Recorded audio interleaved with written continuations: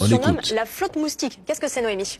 Comme un moustique face à un humain, pas le plus fort mais tenace. En mer, cette nuée devient le cauchemar des grandes marines, des centaines, parfois des milliers de petites vedettes rapides, légères, discrètes, capables de filer jusqu'à 185 km/h, moins de 10 tonnes, trop petites pour les radars, trop rapides pour être interceptées par les missiles et pourtant elles frappent. Missiles, roquettes, mitrailleuses, de véritables plateformes d'attaque miniatures, elles sont partout, dissimulées le long des côtes iraniennes, dans des criques, sous des abris rocheux ou fondus parmi de simples bateaux de pêche. Alors leur stratégie, c'est l'attaque en essaim. En moins de 5 minutes, un navire peut se retrouver complètement encerclé et ses défenses saturées, guidées par des drones, des radars, parfois même des satellites. Ça commence par le déploiement, l'encerclement, des dizaines de vedettes qui convergent, frappent en groupe et saturent les défenses, puis disparaissent avant même que la riposte ne s'organise.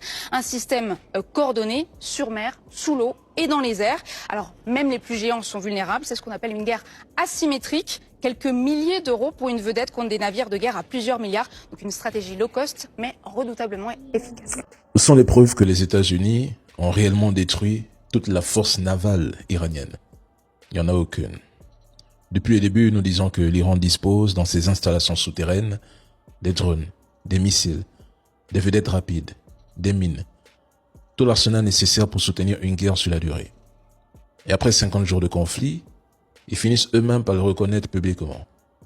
Le CENTCOM met en scène la destruction de bateaux vides ou abandonnés, de drones iraniens possiblement hors service, des hangars désertés, des vieux avions stationnés, puis diffuse des vidéos pour faire croire que tout a été anéanti en Iran.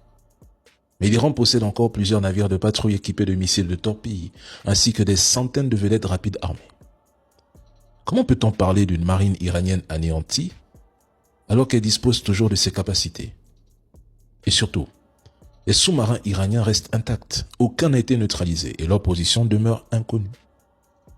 Trump annonce la fin du cessez-le-feu pour mercredi, alors qu'elle était initialement prévue mardi. De son côté, le Pakistan tente de ramener l'Iran à la table des négociations.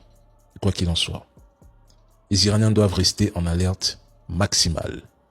S'ils ont été trahis 2 fois, il n'y a jamais 203. L'Iran se dit prêt à une éventuelle reprise de la guerre. Selon les médias iraniens, Téhéran refuse de participer au 2e cycle de négociations avec Washington. En cause, des exigences américaines jugées excessives, des positions changeantes, des déclarations contradictoires et le maintien d'un blocus naval américain présenté comme un frein majeur à tout progrès.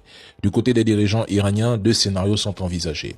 Le premier est que les États-Unis utiliseraient ces préparatifs comme levier de pression psychologique pour arracher des concessions, alternant menaces et signaux d'ouverture dans les médias.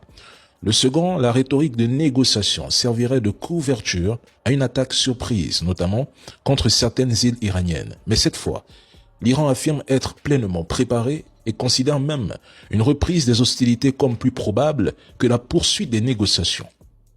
En cas de nouvelles frappes sur ces infrastructures, Téhéran prévient qu'il lèverait certaines de ses retenues et pourrait viser des points stratégiques majeurs comme le détroit de Bab el-Mandeb.